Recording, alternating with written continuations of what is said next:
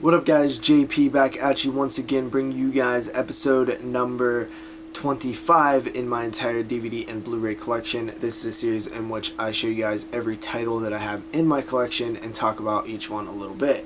So let's continue along. First up, we have Storm Warning, which is a Dimension Extreme. It is a Australian film. It is unrated, and it honestly is pretty good. There are just a few minor problems that I had with it, and I felt like some of the kills were a little too elaborate and took me out of the film a little bit, but it's pretty brutal, kind of almost torture-y at a certain point, revenge, all kind of interesting, awesome stuff. You know, it's definitely a little powerful horror film that is a little underrated, doesn't get talked about like it should.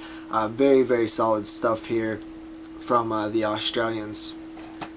After that, we have Strange Behavior, which is also an Australian film. This is kind of one of those films that were lumped into the Ozploitation of the 80s.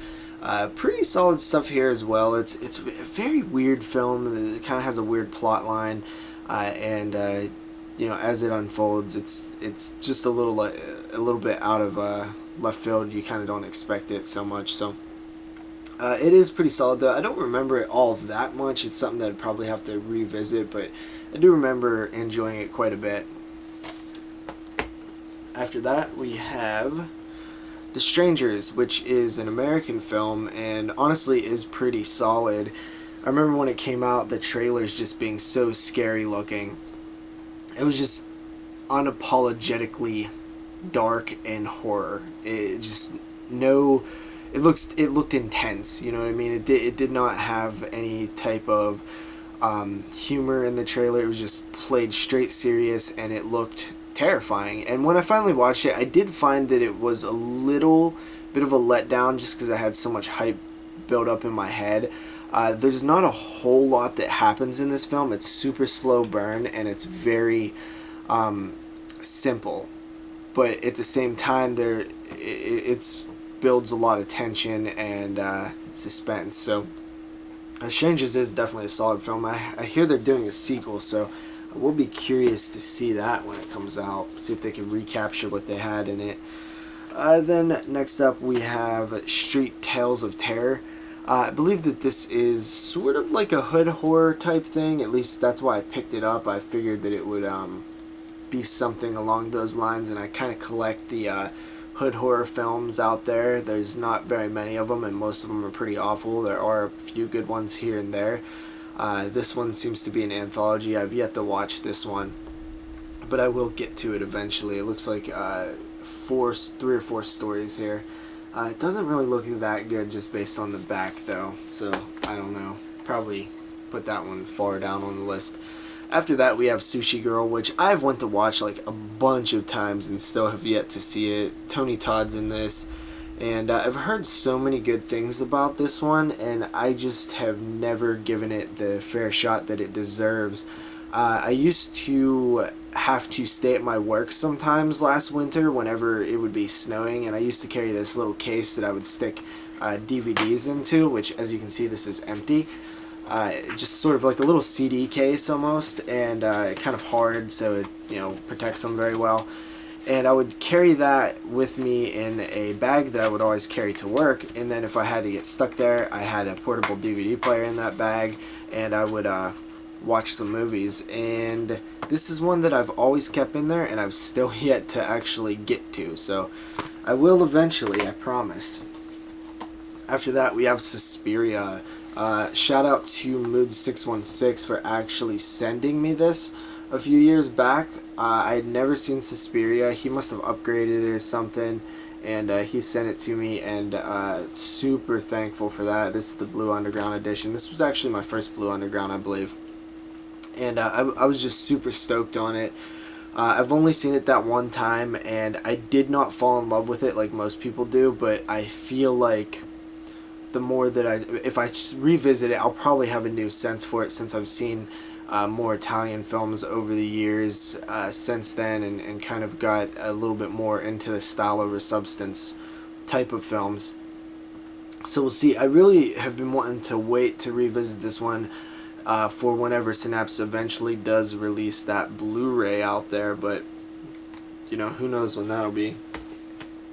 After that, we have The Swamp of the Ravens with a bonus movie, I Eat Your Skin. This is actually one of those, I think either one or both. I know I Eat Your Skin is public domain, but I'm not sure about The Swamp of the Ravens, but it's entirely possible that both of them are public domain, and this is put out by VCI. I've had this for a long time in my collection. It's honestly one of those films that I don't really remember, but it was pretty cool when I seen it. I remember it feeling super low budget, but it also had like a decent sort of atmosphere to it. I remember there was like these pan flute people that were playing this music that plays throughout the film, and it kind of creeps you out a bit.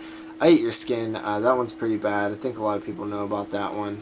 Played on a lot of the public access television and public domain type of horror host shows and stuff. But yeah, pretty cool. VCI Entertainment put that out. After that, we have Swamphead from Wild Eye, which I've still yet to crack open and watch, honestly, which is pretty messed up of me considering I was supposed to watch this a long time ago. And I don't know, man, I have not got to these at all. There's a few Wild Eyes that I still need to check out, so that will be eventually saw by me when I decide to actually get to it. After that, we have Sweatshop, which is one that I've been wanting to revisit. It's a pretty cool rave slasher. I remember thinking that it had some decent music. The gore was okay. The kills were okay. The characters were annoying, but still, I thought that the setting and the theme to the slasher was really cool. Pretty cool looking killer as well. I dug it. After that, we have SX Tape. I picked this one up last year to watch before the end of the year to see if it maybe make my top 10, and I never got around to it. So this is just one that'll be sort of in purgatory in my collection for a long time, because I can't see myself really ever reaching out and grabbing this one as one that I'm going to sit down and watch during the night, you know, so we'll see. After that, we have Demon Knight and Bordello of Blood, the Tales from the Crypt double pack. Man, I used to love this little set here. I would watch them all the time, and it's been a while since I've actually watched them, but now I have them on Blu-ray, so I will be excited to actually revisit them very soon when I crack open the Blu-rays. But this was a nice little double feature here. I wish they would have made more Tales from the Crypt movies and even more episodes of the show, because I absolutely love it. Demon Knight is definitely the better of the two. It's so good compared to Bordello of Blood, and it's just so good in general, but compared to Bordello of Blood, it is way better. After that, we have Tales from the Darkside. I've still never seen this. This is the movie version. I love the TV show. I've seen all of the first season and a handful of episodes from the other seasons, and I'm just really excited to eventually check out this movie. I hear that it's like sort of the unofficial Creepshow 3, just based on, you know, the people that were involved or whatever, and that's pretty cool because Creepshow is awesome. After that, we have The Tall Man. You know, this one was on my list to watch, but I picked it up around the same time for the same price at the same place as a film called The Box, which is also a Big Lots film. And I hated The Box, so for some reason that just made me not even want to try The Tall Man. But, you know, I probably will eventually. It looks pretty cool enough, I don't know. $3 at Big Lots, you can't pass that up. After that, we have Teen Wolf and Teen Wolf 2. Absolutely not horror films, but dealing with monsters, mainly the Wolfman.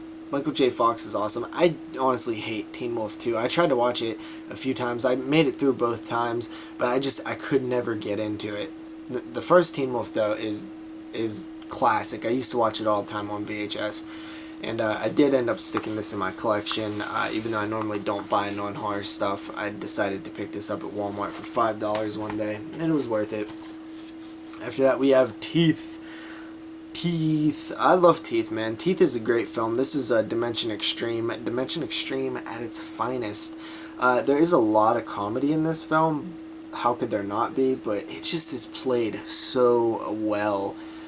Man, it's one that I remember first watching on FearNet, the website. I watched it on there, where it had Adam Green sort of introing the film and talking about it like sort of commercial breaks, and that's the whole reason I watched it, and I thought that was great that he did that.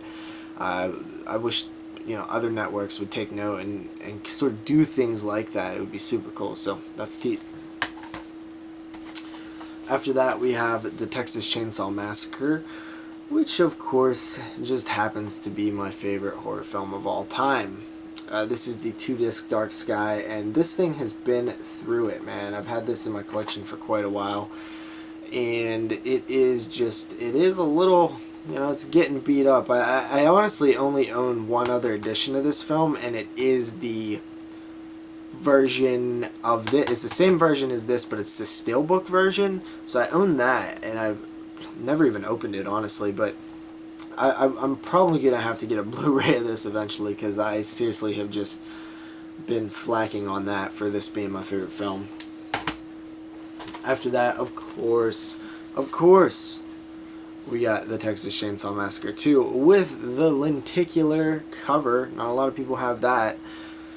Man, this was a film that I honestly, you know what? I just love this movie. It's one that I can literally pop in at any time, and I have great nostalgic memories of watching it. And I've never really been able to successfully argue why I think this is such a great movie, because by all accounts and all technical reasons and all storytelling reasons and all reasons out there, it's not well made in terms of like the way that it's presented to us, but I love it. I really do. It's good stuff, man. I love Chainsaw 2. And then we have a film that is screaming for a Blu-ray release, and that is Chainsaw 3, or Leatherface, the Texas Chainsaw Massacre 3. The Saw is family. The Saw is awesome. If you haven't saw the Texas Chainsaw Massacre 3, you really should. It is good stuff. Really is. It's one that has grown on me over the years, because when I first seen it, I was like, a little lukewarm on it. Like, I was like, yeah, that's decent, but I really have grown to love it. It's a fun chainsaw movie, and it's really, really entertaining. So, Chainsaw 3. After that, we have the Texas Chainsaw Massacre, The Next Generation, starring Renee Zellweger and Matthew McConaughey. So, this film is actually, I'm going to show you guys the next film on the list too, and that is the Texas Chainsaw Massacre, The Next Generation. Now, you guys look at both of these DVDs, and you're like, why on earth would you have two copies of the Chainsaw Massacre, The Next Generation? They look exactly the same, right? Am I right? Well, they are actually not the same. If you look down there, which I don't know if you can see it or not, that one says 87 minutes, and this one right here, I still don't know if you can see it. I'll try to get it focused, but I can't tell. Says 94 minutes. Now that is because one of these is the uncut version, but they look exactly the same other than that runtime. I finally found a copy of the uncut version. I've actually never watched it. All it is like extra scenes of character development with Renee Zellweger's character, but I've always kind of wanted it just because it's Chainsaw and it's something different, maybe. I don't know. But the way that you can actually find this one is it is actually the Canadian edition. So if you live in Canada, you can probably find it easier than in the States. So yeah, little history lesson there on Chainsaw. After that, we have the remake of Texas Chainsaw Massacre, which I am a big fan of, but I'll tell you what, guys, this thing has been through hell. Look at it. This is one of the oldest things that I own in my collection. I got this when it came out, so 2004-ish, 2003-ish, and it just, over the years just got so much wear and tear. I actually own two of these, and this is the better conditioned one. But it is one of those, it comes out and it like folds open, looks like a chainsaw. There's like little metal things and pictures and stuff in there. It was a cool addition, but honestly, I mean, this thing just, since it's like all cardboard, it just really has not done well on the shelf. But cool stuff nonetheless. And finally, for this part, guys, we have the Texas Chainsaw Massacre, the beginning, and I like this one a little bit more than a remake. I also have the slipcover on here. I remember one time I bought this. I went over to a girl's house with a couple of my friends. I just bought it. It was like $20 on DVD. We watched it. I left it over there. I was like like, oh man, I left my thing over there, and she's like, oh, I'll just bring it tomorrow, and she left it on the bus. Somebody stole it, and then that was it. That was the end of my chainsaw at the beginning. But I ended up picking it up years later, and actually still had the slip on it. So, yep, that is my chainsaw stories, and the Texas Chainsaw Massacre at the beginning is pretty solid. So I'll see you guys next time with part 26. Peace out.